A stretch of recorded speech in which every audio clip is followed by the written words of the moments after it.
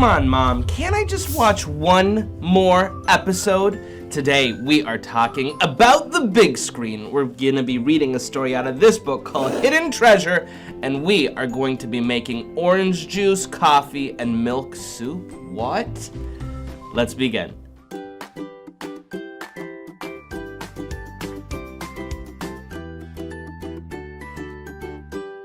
Never trust a scorpion. Let me explain. Once upon a time, there was a charming and a charismatic scorpion that was trying to cross a river. He walked next to the river, trying to come up with a plan on how he could cross it, and he couldn't figure anything out. That's when he found a frog. There was a little frog that was on a lily pad. He was cute as can be, and he looked at that scorpion with a little bit of concern. The scorpion calls out to the frog, and he says, "Oh, frog, will you carry me across the river?" This frog wasn't born yesterday. He looked at that scorpion, and he said, "Of course not. You've got a stinger. If you sting me, I'm a goner." The scorpion laughed. He said, "Ha ha ha ha, come on. That doesn't make any sense. If you are carrying me across the river and I sting you, we're both gonna drown." Frog thought about it for a second. He said, "Well, it's actually a pretty good point. There's no way he's gonna sting me because why? Because if he stings me while we're in the middle of the river, we're both going to drown. Surely the scorpion doesn't want to drown." So, the naive and innocent frog agreed. The scorpion got on his back and they began to jump from lily pad to lily pad across the river. And at first, the frog was pretty excited. He said, "Oh, I'm doing something kind of nice. I'm kind of helping this scorpion out that needs help." But then, as he was jumping, felt something in his back. It was painful, and it was stinging, and he looked behind him. The scorpion stung him. The frog couldn't believe it. They were still in the middle of the river. They both began to drown. The frog looked up and he said, "Scorpion, why did you do it? Now we are both going to die." And the scorpion responded. He said, "I'm sorry. I didn't want to sting you, but it's just in my nature. It's how the scorpion was made." Now, here is the reason why I am telling you this story. Many times in life, we hear rules from our religion. Don't watch certain things. Don't listen to certain types of things. Don't go in different types of areas. Sometimes our parents give us rules. Don't watch too much screen time. Don't eat this kind of food.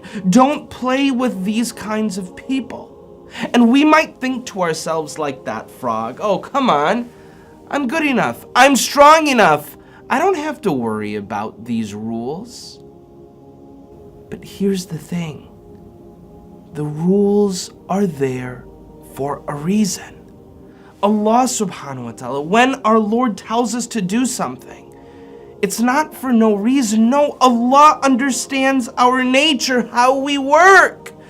And our parents do too. And that is why we follow their directions. Inshallah, we are going to be talking about that today. We're here to answer questions, not small questions, not even medium-sized questions. No! Dare I say, a big question!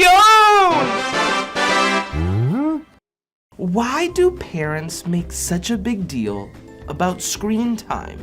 Literally, just a few days ago, my daughter came up to me with the cutest face she could have possibly mustered up, and she said, "Daddy, I've heard that you and Mama are getting new cell phones. I was thinking that maybe you could give me your old cell phone so that I could use it." You've all been there. We have all been there. When we ask our parents for screen time, for devices, to watch, to enjoy, to laugh, to giggle, to enjoy the wonderful videos of the world. Why is it such a big deal for our parents to say no?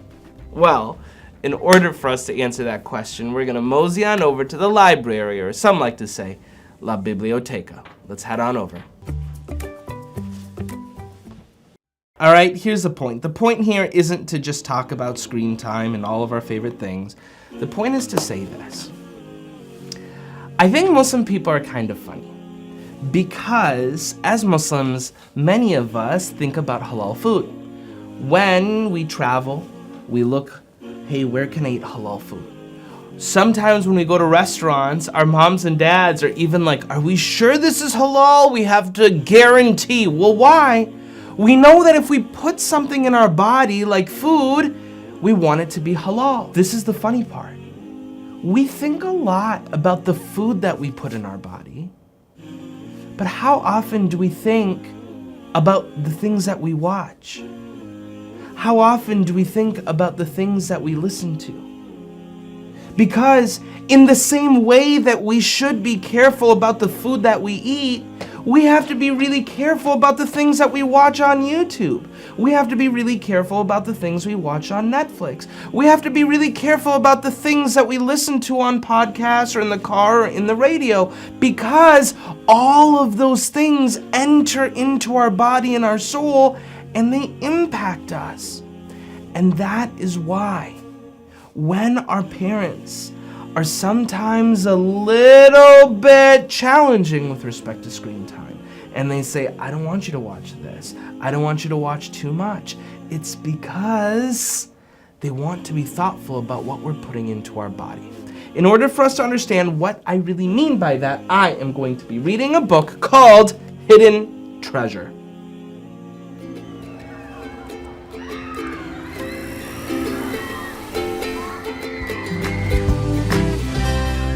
This story is called Little Noor. Amira waves to mom and dad from the bus window. It's really happening. I'm going to Camp Noor for a whole week. At camp, Counselor Mariam lines up all the campers. Welcome to Camp Noor. You'll have fun for sure, but only the best of you will earn the title Little Noor. A little Noor behaves so well that they shine the way for their friends and family to also behave their best. Amira's tent mate is Hind. The campers cheer and head off to their tents. Now I can finally read my book, says Hind. I don't think that's a good idea, says Amira. Secret number 1, how to fight a ganger. Hind! That's such a bad word, says Amira. Ganger's a bad word? I didn't know that. Please, Hind, don't say it, says Amira. Ganger, ganger, ganger. It's not like anyone can hear us. The next morning after Salah, the festivities begin. At every opportunity, Hind uses her newly discovered word. Gangerlicious. Shh, says Amira. Ganger-tastic shot, she says as she's working with archery. Shush, says Amira. Later at the campfire, one of the camper yells, there's a bear! Oh my Ganger! Yells Hind. Shh, Hind, it's just Shireen. But it's too late. Hind feels bad. She throws her book in the garbage and goes to sleep. After Fajr, the girls wash dishes in the kitchen. Counselor Mariam speaks with them. I want to show you something, says Counselor Mariam. Mariam holds up a dish sponge. If I soak up clean orange juice with this, what will happen when I squeeze it? Asks Counselor Mariam. Well, clean orange juice will come out. Right. But what if I soak it up with dirty water? Then dirty water will come out. Exactly, says Counselor Mariam. Our body, our mind, and soul work like a sponge. If we put good things into ourselves, good things come out. But if we put bad things into it, then bad things come out. Assalamu alaikum, Lulu and Rumi. Wa alaikum assalam. I'm 7 years old and maybe say hello to you. Oh my goodness. Okay, so Lulu, tell me a little bit about this story. Okay, so first, did Hind mean to say that bad word out loud? Like, was it on purpose or did it just sort of come out? It just came out. Right? Because whatever you put into a sponge is gonna come out. Say, for example, I never put milk into a sponge. I never put milk into a sponge. And I squeeze that sponge. Is it possible for milk to come out of that sponge? No. No. Similarly, Lulu, our brain works in a similar way. If we put good things into our brain, then guess what? Good things are gonna come out. But if we put bad things into our brain, for example, we watch something that we're not supposed to watch, or we listen to something that we're not supposed to listen to, that all goes into our brain. Then guess what? Can those bad things come out? So when our parents, for example, are telling us, hey baby girl, we don't want you to watch this on screen time. Hey, only 1 episode, not 2. Hey, I don't want you to listen to this. It's because they don't want that stuff entering into our brain, because if it enters our brain, then it has an opportunity to come out. Does that make sense, my dear? Yes. Okay, very good. You guys, let's give Lulu and Rumi a big round of applause. Big round of applause. Now look, you guys, I love my dad so much that I worry about him. My dad really loves sweets. So whether it's a baklava or pudding or a donut, my dad loves to eat it. Now here's the thing. My dad's 72 years old, and I want my dad to live a long and a healthy life. So sometimes when we are at the dinner table, I will politely tell my dad, and I'll say, hey dad, maybe we should only have 1 piece of baklava. Hey dad, maybe we should only have 1 donut. Well, because I realize that we have to be thoughtful about what we put into our body. If we eat too much sugar, it's not going to be good for us. Screen time is similar. Our parents love us. And so when our mom or our dad says, hey baby girl, 1 show is enough. I don't want you to watch more than 1. I don't want you to watch this show. Watch this show, not this show. It's because our parents love us. In the same way that if we eat too much donuts, it can hurt our body. If we watch too much screen time, it can hurt our soul. Whatever comes into our body has the ability to come out. That is why when we think about eating halal and eating good food, we have to also be thinking about consuming good content, being thoughtful about what we're watching and what we are listening to. Now, in order for me to really understand what this means, I have a little experiment that I'm going to show you. All right, ladies and gentlemen, boys and girls, why do our parents tell us we can't watch screens? We are going to be making coffee, milk, and water soup in order for me to help you understand. Now, here's the thing. Our brain is like a sponge. What that means is when something gets put into our sponge, it has the opportunity to come out. So, for example, if I put water into my sponge, and I'm gonna put some water onto my sponge. Now, if I squeeze that sponge, what do you think is gonna happen? Water is going to come out. Okay, what about milk? When I squeeze it, what is going to come out? Milk. Now here's the thing. If I never put coffee into the sponge, if I never put coffee, can coffee come out? No, it can't, because I never put it in. Our brains work similarly.